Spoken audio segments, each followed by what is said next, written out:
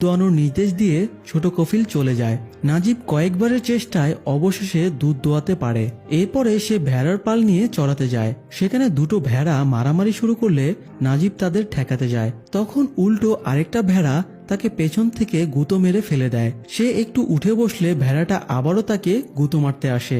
এতে নাজিব জ্ঞান হারিয়ে ফেলে। দূর থেকে কফিল এই দৃশ্য দেখছিল। সে বন্দুক দিয়ে ফাঁকা গুলি করতেই ভেড়াগুলো পালিয়ে যায়। তারপর সে নাজিবের মুখে পানি ঢেলে তার জ্ঞান ফেরায়। নাজিব পানি খেতে চাইলে তাকে এক ঢোক পানি খেতে দেওয়া হয়। নাজিব কোনো রকমে উঠে দাঁড়িয়ে কফিলকে অনুরোধ করে। তার খুব আঘাত লেগেছে, তাকে যেন দয়া করে হাসপাতালে নিয়ে যাওয়া হয়। কিন্তু কফিল তার কথায় গুরুত্ব না দিয়ে আবারও লাঠি ধরিয়ে দিয়ে ভেড়া সামলাতে বলে চলে যায়। এভাবে কেটে যায় কয়েক মাস বা কয়েক বছর। সময়ের ব্যাপারে নাজিবের কোনো খেয়াল নেই। নাজিব জানে না সে কতদিন এখানে রয়েছে। একদিন ভেড়ার লোম সংগ্রহ করতে দুজন লোক গাড়ি নিয়ে এসেছিল। নাজিব গাড়ির লুকিং গ্লাসে নিজের চেহারা দেখে হতভম্ব হয়ে যায়। দাড়ি গোফে তাকে ভয়ঙ্কর দেখাচ্ছিল। নিজের চেহারা সে নিজেই চিনতে পারছিল না। এরই মধ্যে আবার বড় কফিল তার পেছনে চলে আসে এবং পাথর ছুঁড়ে লুকিং গ্লাসটা ভেঙে দেয়। তারপরে টিটকারি দিয়ে বলে, তুই কোথাকার কোন হিরো আলম রে? এত আয়না দেখা কিসের? সরে যা ওখান থেকে। নাজিব এক টুকরো ভাঙা কাঁচ দিয়ে নিজের দাড়ি কাটার চেষ্টা করে, কিন্তু কাঁচে এত ধার ছিল না যা তার দাড়ি কাটতে পারে।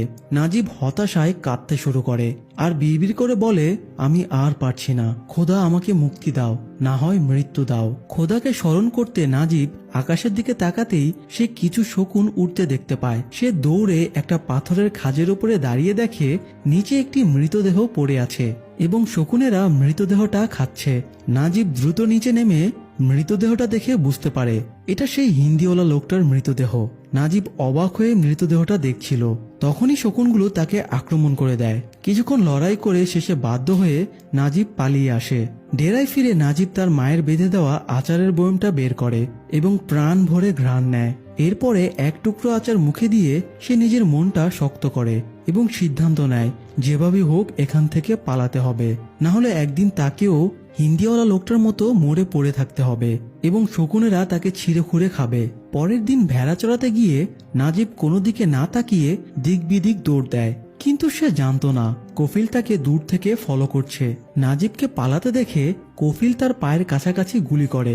এতে আতঙ্কে নাজিব পড়ে যায়। এরপরে কফিল তার কাছে গিয়ে তার পায়ের উপরে বন্দুকের হাতল দিয়ে অনর্গল আঘাত করে, যাতে সে আর কখনো পালানোর সাহস না পায়। এরপরে কফিল তাকে ডেরায় নিয়ে গিয়ে দড়ি দিয়ে বেঁধে রাখে।